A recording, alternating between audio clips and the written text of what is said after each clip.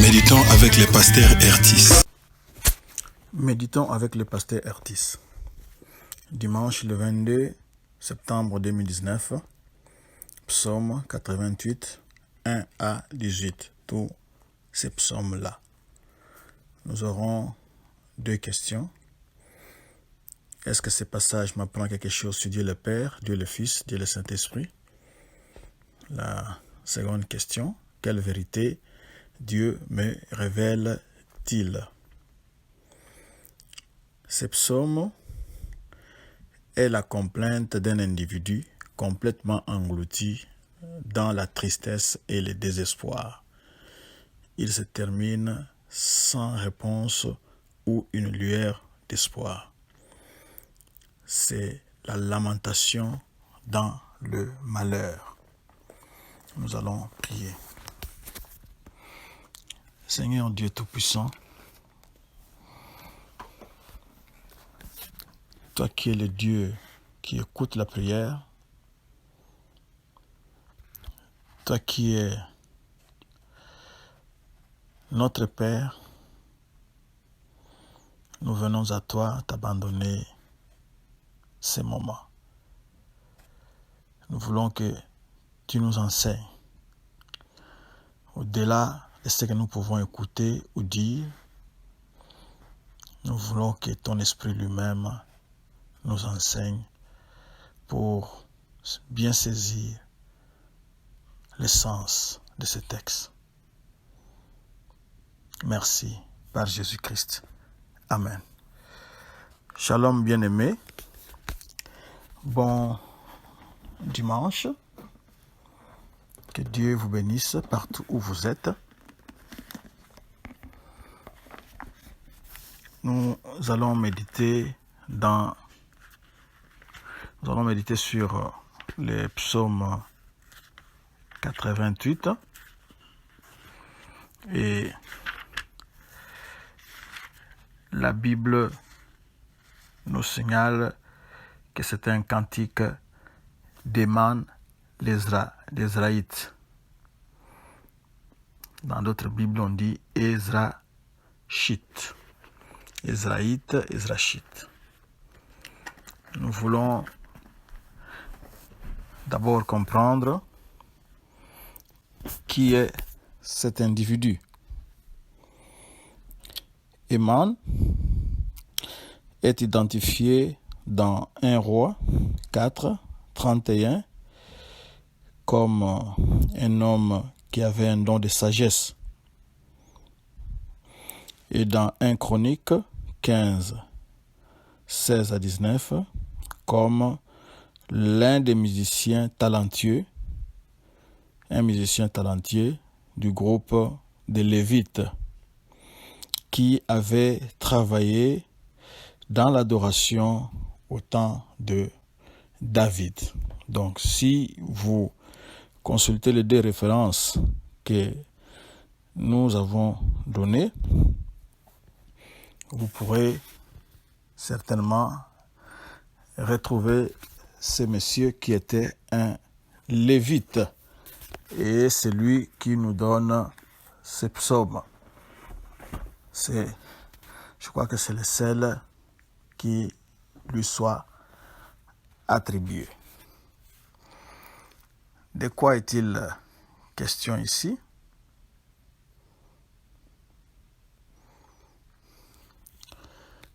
Les psalmistes,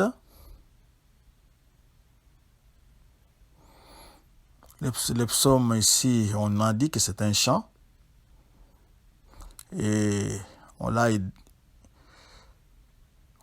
dit que c'est Héman qui l'a écrit.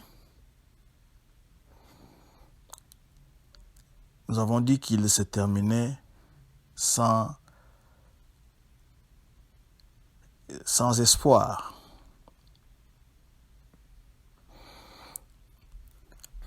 Le psalmiste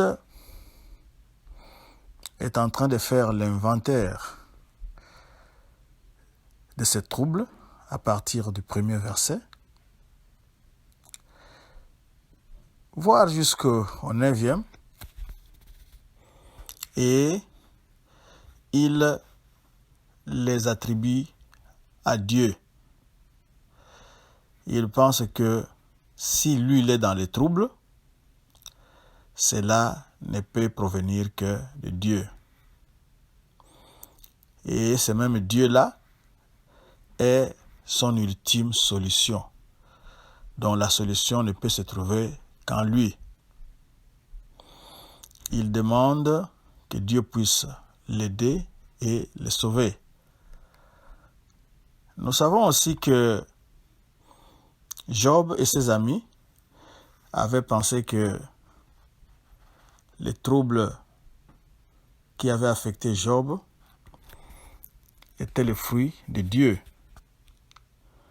Mais quand vous relisez très bien l'histoire de Job, vous verrez que c'était Satan qui était parti et réclamait le corps de Job.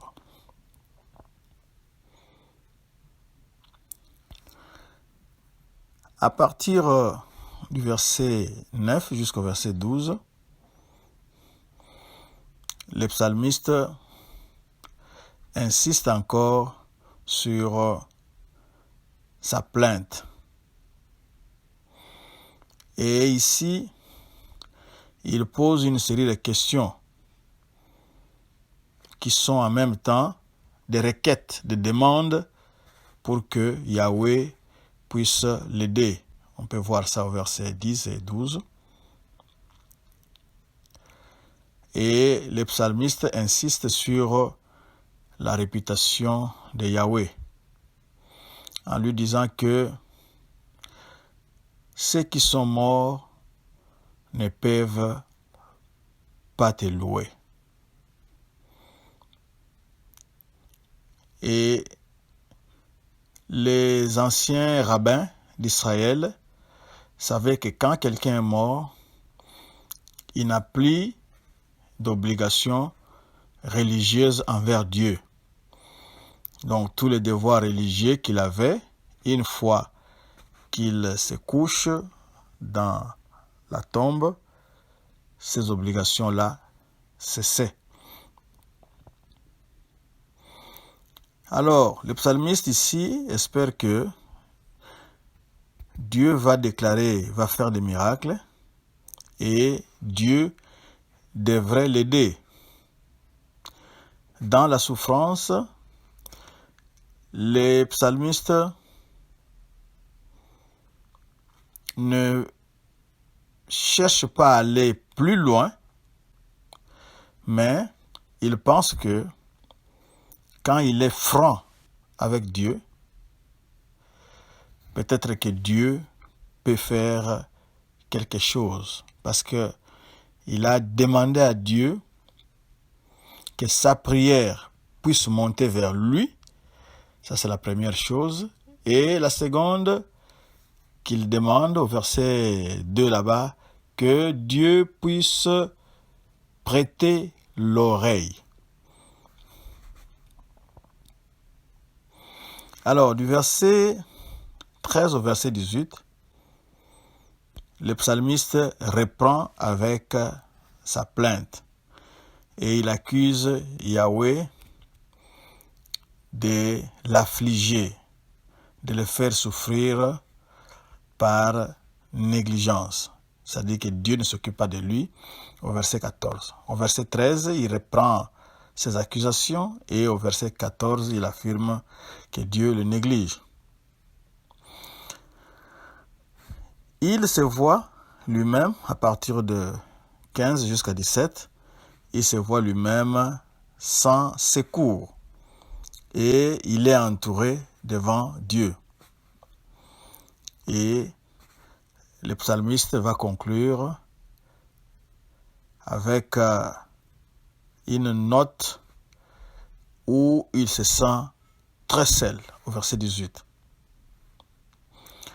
Nous pouvons dire que dans les psaumes comme celui-ci, en dépit du fait que on accuse Yahweh,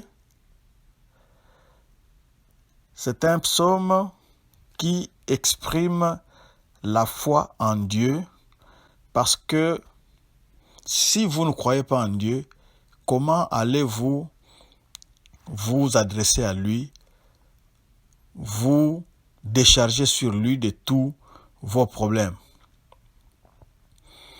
Les accusations de Yahweh ne sont pas en train de les décrire. Ça, c'est une vue humaine. C'est comme ça que le psalmiste le voyait. Mais cela ne signifie pas que Dieu est exactement comme les yeux du psalmiste le voyaient. Mais il faut comprendre que le psalmiste est dans la douleur. Il est dans l'émotion. Il exprime son émotion devant Dieu. Il exprime tout ce qui lui passe dans la tête pendant qu'il est dans la détresse. Cela nous montre que le psaume tel que celui-ci montre que Yahweh veut bien écouter toutes sortes de prières qu'on lui adresse avec foi. Il ne rejette personne, il est là, il écoute et il a la solution. Parce que s'il n'avait pas de solution, le psalmiste n'allait pas lui adresser cette prière. En s'approchant de Yahweh, c'est sûr qu'il s'attend à ce que tôt ou tard, que Dieu fasse quelque chose. Il se considérait déjà mort parce qu'il a dit au séjour de mort, on ne te loue pas. Mais Dieu est le Dieu d'espoir. Il fera toujours quelque chose parce que s'approcher de lui déjà montre votre foi. Nous allons prier. Seigneur, merci. Nous comprenons très bien l'émotion du psalmiste, Héman, mais nous savons que c'est toi qui as la solution à tout problème. Nous exprimons notre foi en toi en ces moments, au nom de Jésus-Christ. Amen. Notre verset de la semaine, nous allons le terminer aujourd'hui. Nous avions dit que c'était dans le psaume 86, verset 11. « Enseigne-moi tes voies, ô Éternel, je marcherai dans ta fidélité, dispose mon cœur à la crainte de ton nom. » Shalom et bon dimanche. Voici notre adresse www.églisedoxadeo.com. Si vous cliquez dans les sermons et ensuite dans le blog, vous retrouverez beaucoup de ressources pour votre vie chrétienne.